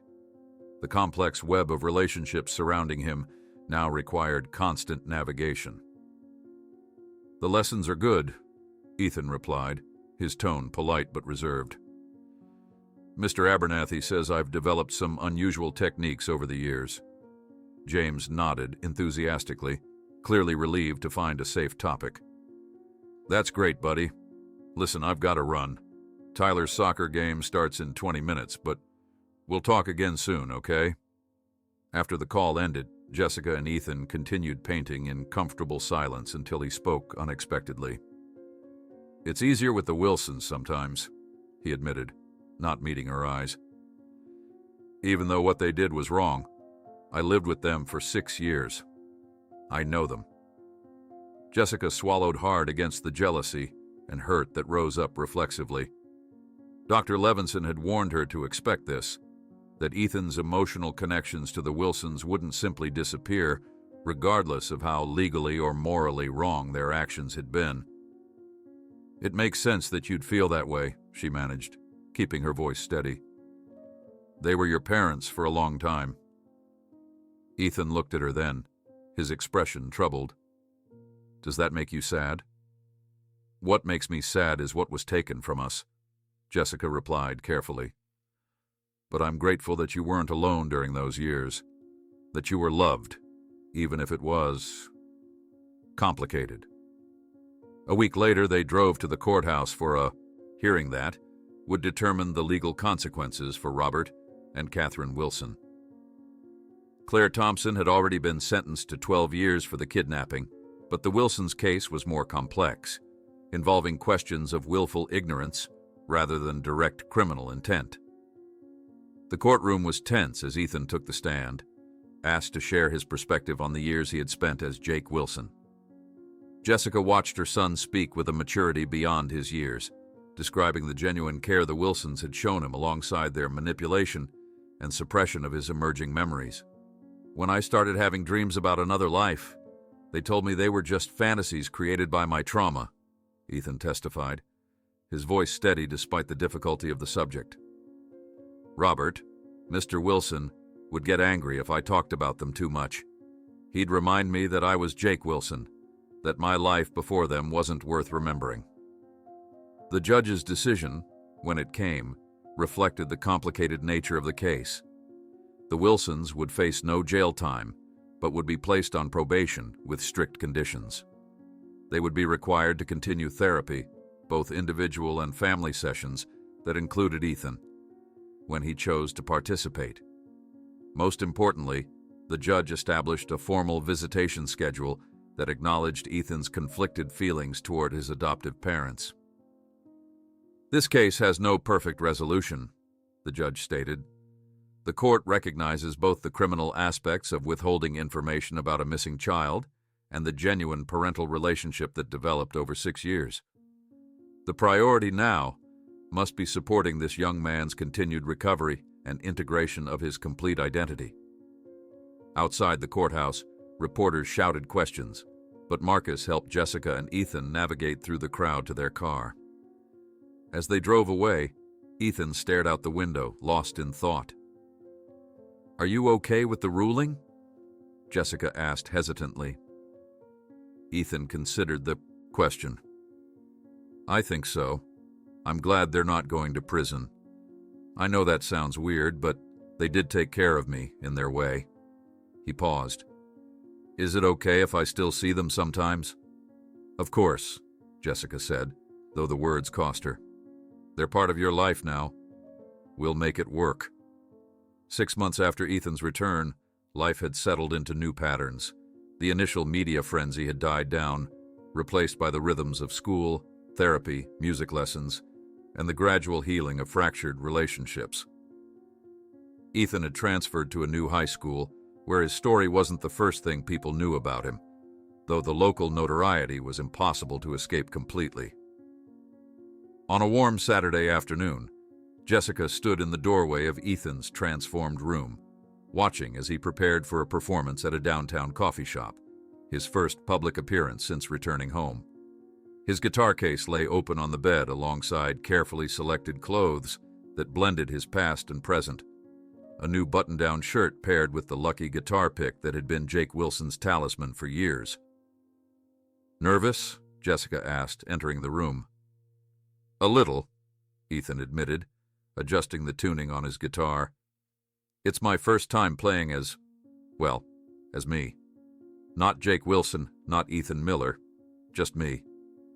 Jessica sat beside him on the bed, taking in the room that had changed as much as its occupant over these months. The walls now painted in the chosen slate gray, the new desk holding both schoolwork and musical compositions, the small shelf where both his childhood rocks and his newer guitar accessories resided in harmony. "What should I call you when I introduce you to my friends today?" she asked gently. "I've been careful to just use my son around new people." Ethan's fingers stilled on the guitar strings as he considered the question. The issue of his name had been an ongoing discussion in therapy. What to call someone with two authentic but separate identities.